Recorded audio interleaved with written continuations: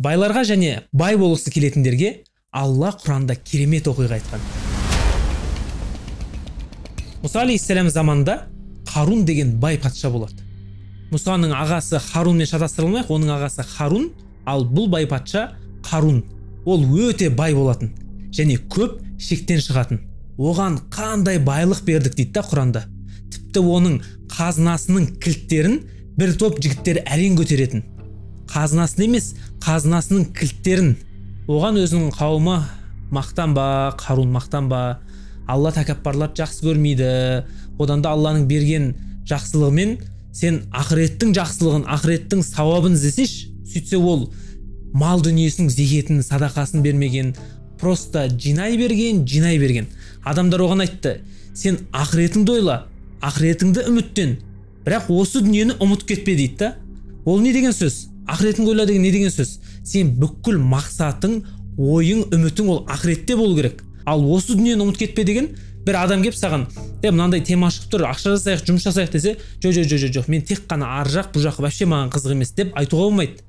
Осы дүниені ұмыт кетпей, жұмысың жаса, ақшаңды тап, бірақ бүкіл ой, мақсат, үмітің ақыретте болу керек. Қарун айтады: жоқ, мен бұл байлыққа өз біліміммен жеттім ғой, неге беруім керек дейді да. Сонда Құранда айтады: ол білмейді ме? Бұған дейінгі қауымдарда бұдан да күшті, бұдан да бай адамдар болған, және Алла оларды жойып жіберген дейді да. Сөйтіп Қарун қасарысып, мақтанудың қандай тәсілі бар, адамдарға көрсетудің қандай тәсілі бар, барлығын жасайды ғой. Өзінің қазынасының кілттерін топ-топ жігіттерге ұстатып қойып парад жасайды, қымбат киініп алады, алтын палтындарын тағып алады. Адамдарға мақтанып, тәкаппарланып жүреді. Ол мақсат сол ғана болады. Осы дүниені ғана қалайтындар Қарунға қарап тұр: Қарундікіндей жақсылық, байлық бізге берілгенде ғой. Ол үлкен табысқа кенелгендерден болды дейді да. Ал Алладан білім берілгендер оған қарап тұрып, Алланың алдындағы сауап, иман келтіргендер үшін, салихалы амал жасағандар үшін бұдан да қайырлы ғой дейді.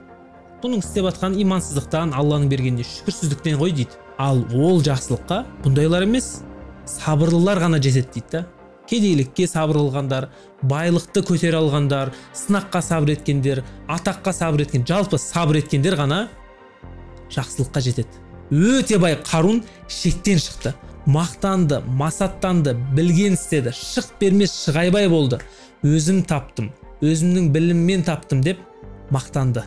Сол кезде Алла оны үйімен бірге жерге жұтып қойды. Бір қызығы, миллиметрмен Қарунның үйі, ауласы, қазынасы ғана жерге жұтылып қойды да, қалған бүкіл қала аман қалды. Қасас сүресінің 76-81 аятының аралығында осы қазақ Қарынбай дейді ғой Қарунды. Қарынбайдың оқиғасы айтылады. Бұл байларға да, бай болғысы кеп жүргендерге де мысал ретінде айтылды да. Қарун Құранда айтылды ма, болды, қияметке дейін ол сияқты бай адам болмайды. Сол себептен Алла мысал қылды.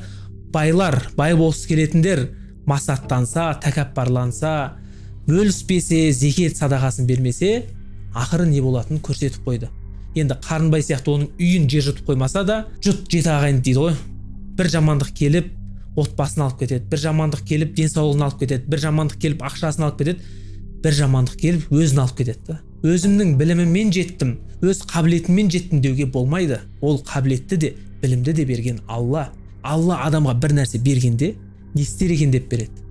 Адамдармен бөлісем екен, әлде өзім таптым деп тәкаппарланам екен. Бұл айтқанымыз байларға сабақ болса, қарапайым бай болғысы келетіндерге ешкімге қызықпа деп тұр да. Ол мүмкін ол байлығының садақасын, зекетін бермеген шығар, адамдармен бөліспеген шығар. Бұл байлық оған опат әкелетін шығар, біз білмейміз ғой. Сондықтан ешкімге қызықпай, өз өмірімізбен сүріп, Аллаға шүкіршілік етіп жүре берейік.